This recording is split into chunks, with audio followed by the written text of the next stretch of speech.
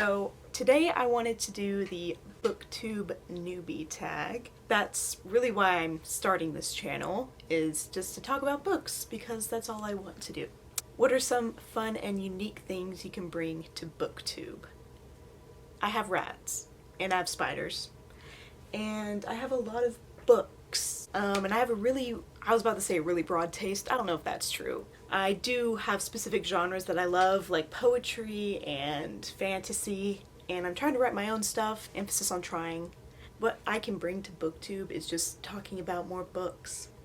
I've always thought about doing this, and I've always loved it, like loved watching these videos. I think I'm just excited that I'm finally sitting down and doing it. I feel incredibly awkward. Hopefully get myself to read more, to write more, be accountable, and have a lot more fun. Why do I love reading? That's a really big question. Because it's awesome. Recently I've been getting into more nonfiction. I used to just read only fiction. I think the best question, if you can tell that they're a reader, it's not what is your favorite book, which that could be helpful, but usually they just go, oh, I don't know. Ask what they're reading right now, because they might hate it. And that's, I think, so fun to ask people what they're reading right now. It's so fun. That's why I love reading. It's so fun. What book or series got me into reading? Oh, do I have it? I'm gonna run and go get it. Okay, so I grabbed a few, but the book that got me into reading, A Bargain for Francis. This is my original copy, and it's very well loved. Very well loved. I mean, just look at that. It got me into reading because it's the first book I ever read by myself. I remember going up to my kindergarten teacher, Miss Poppy, and I said, I can read this first page on my own. And she said, no way. Do it. Do it then. These images, especially this one, that was me up here. That's my stuffy jail. So, yeah. Another one that got me into reading, Angelina Ballerina. Listen to that. Yeah. She is one of the reasons, one of many reasons, that I think I am now a mouse, rat, sympathizer, defender, any other synonym. This image at the very end is seared into my brain. This is my original copy. This is not my original copy. No, it is. Sorry, it is. Let me just find this image that is also seared into my brain. This little doll that she had, and I had a little mouse doll very similar to it. His name is Cheesley. I think he might actually be sitting right next to me. Cheesley is nowhere to be found. He was hiding. There he is. Yeah, he's my original, not my very first stuffed animal, that was a little lamb, but he was my bestie. Still is. Pirates of the Caribbean, whatever. I see, everyone with the dragon one. I didn't have the dragon one. I had the pirate one. I still am into pirates, but I need pirate book recommendations. I don't have any on me right now, but the Rainbow Magic, all those fairy books, Junie B. Jones, another huge one, by the way. I did every book report in school as Junie B. Jones. What questions would you ask my favorite booktubers? These days I've been watching a lot more Anna Wallace Johnson, Ariel Bissett. I've been watching her for forever. Listen to the podcast too. I'm forgetting a lot of people. Peruse Project, Reagan. I've watched her since the beginning too. Sean McComb. Love that guy. I have lots that I love, but those are my top most watched probably. Oh, I just remembered. She's not currently making videos right now, but she's still updating her Patreon. Allison Pages. And she's a big snail girl. Love snail girls. What questions would I ask them? How do you work a camera? How do you get the lighting right? Do you keep your lights up all the time, or do you take your lights in and out? What challenges do you think starting a booktube channel would be the hardest to overcome? Working a camera. And I think just being shy and insecure. Maybe I should go back to what questions I would ask my favorite booktubers other than boring questions. But in my mind, I'm thinking Ariel Bissett and her house videos and she did a lot of book videos at one point, and I just love the vibe. And I don't know how to make it vibey, because my vibe is just obviously a bunch of stuff. When did I start reading? From when I remember. When did I start reading? I really started voraciously reading 4th grade when I started the Harry Potter series. And what's funny about that is I started reading book 2 instead of book 1, not because I didn't know it was book 2, I did. My little tiny school library already had the first one checked out. And I was like, well, I guess I had to start with number 2.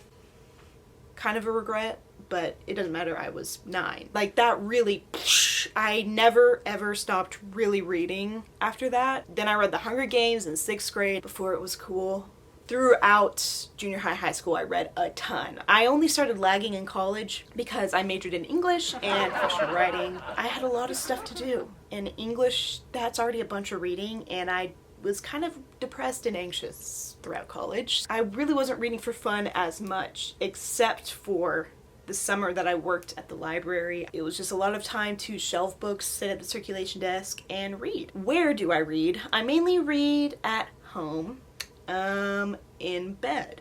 I do really like to read on my balcony. I'm seeing a guy, there's a lake, there's a guy on a boat right now, driving his boat.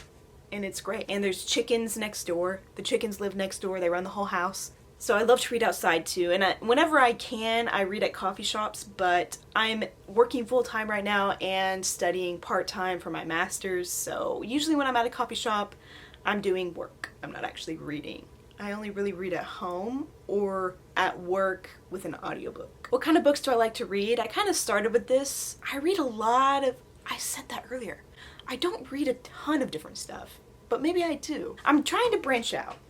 I read a lot of fantasy, a lot, poetry. I read literary fiction, getting into a lot more nonfiction recently. Oh, that one too. Here, we have The Sound of a Wild Snail Eating. I love books about animals, I've realized, and a memoir too. It says right here, it's funny and sweet and wise and profound, and that's exactly how I felt reading it. This year I just read Jane Austen at home, thanks to Books Unbound. You see I marked some pages. I mainly listened to this. I read this one physically, well, as an ebook. I didn't listen to it is what I mean. I listened to this one mainly, but I had to read the last percent because my audiobook returned to the library right when I was at the last chapter. So I rushed out and bought a copy and read it because it's just wonderful. Anyone who loves Jane Austen, honestly, I don't love her enough. I always knew I loved her, but I need to love her more. Okay, and then also last year, this one was near the top for my favorite, Braiding Sweetgrass. I was kind of scared of this book at first because I was afraid it was going to be dry. I keep reading these quotes and they're perfect. A Hymn of Love to the World from Elizabeth Gilbert. That's exactly what it is, and it's how we can treat our earth better. And some other books I love to read recently. Which ones? I've read a lot of books that I've borrowed from the library recently, so I don't own a lot of them, and I can't think of them. Some recent favorites have been Juliette Marillier, Wildwood Dancing, and in particular, Daughter of the Forest and Son of the Shadows. These are, I guess you'd say, a historical fantasy. It's about Ireland. When I say fae, it's not like sex fae. I just mean like, it's not A Court of Thorns and Roses fae. It's more historical fantasy Irish fae. Not really centered on the fae, but these humans that have their more magical, lineage in them. I love slow lyrical books, and they have romance and just so much heart. This is the Seven Waters series, and I'm currently reading the second trilogy in this whole set. The first 3 books are all perfect, and I'm still having a good time with the other ones too. Some of my favorite poetry, I love Marianne Moore. I just don't have a collection of hers yet that I like physically. I don't know why. I have it all in anthologies from when I was in school, but I love Marianne Moore, and I also love Mary Oliver. Why I Wake Early and Blue Horses, and when I was just in New York not too long ago, I bought Dog Songs And I love dogs. I grew up with dogs. My favorite poem a poem that actually made me cry. And I think it was in Why I Wake Early, or maybe it was Blue Horses. But it's about her dog. Okay, I've picked up 1,000 Mornings now. Can't remember which one it... Oh! So sorry, 1,000 Mornings. I just completely skipped over you on the shelf. It's the first time Percy came back, and I have it marked, highlighted.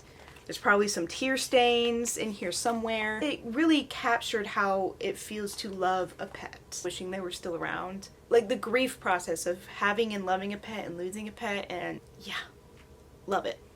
And I don't read enough poetry, but I need to read more. And lastly, what does my book collection look like? Well, you can kind of see it. That's, oh, I can't turn this. Oh, there it is. You can kind of see it. Oh, this is not smooth at all. Okay, well, there's some of my books.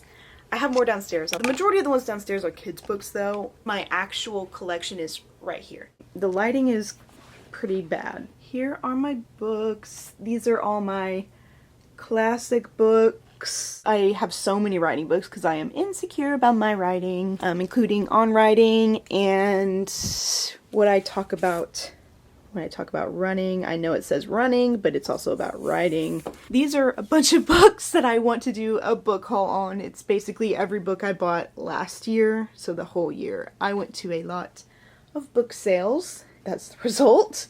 These are books I'm wanting to get rid of. I sell on Pango.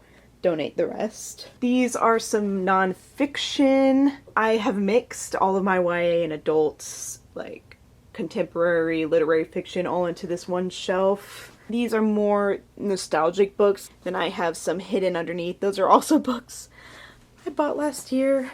Under there. I know it's bad. This is all my fantasy. Some science fiction in there too. Obviously I have a space problem and an organization problem. Spotted. And then this book is miscellaneous. It's mainly fantasy. And some of these books in these stacks I have already read, but I kept them there because I want to film a video about all my new books. Hopefully this is a good introduction, and I'm sure when I watch over the footage it's going to be like, what the f is she talking about? See you later, bugs.